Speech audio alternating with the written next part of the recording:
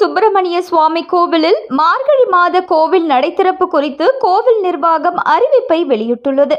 அதன்படி மார்கழி 1ஆம் தேதி முதல் 29ஆம் தேதி வரை, டிசம்பர் மாதம் 16ஆம் தேதியிலிருந்து ஜனவரி மாதம் 13ஆம் தேதி வரை இந்த நடைதிறப்பு விவரங்கள் வெளியிடப்பட்டுள்ளது.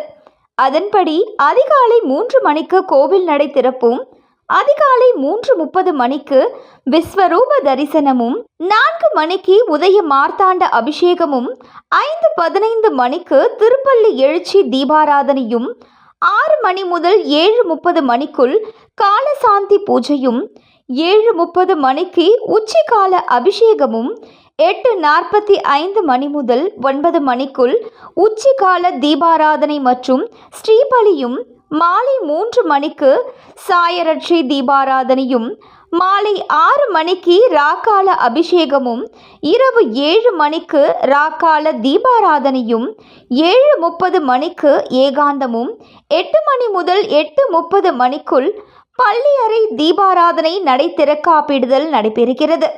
அதேபோல அனைத்து மார்கழி மாத பூஜை கால அட்டவணைப்படி நடைபெறும் என்று கோவில் நிர்வாகம் சார்பில் தெரிவிக்கப்பட்டுள்ளது.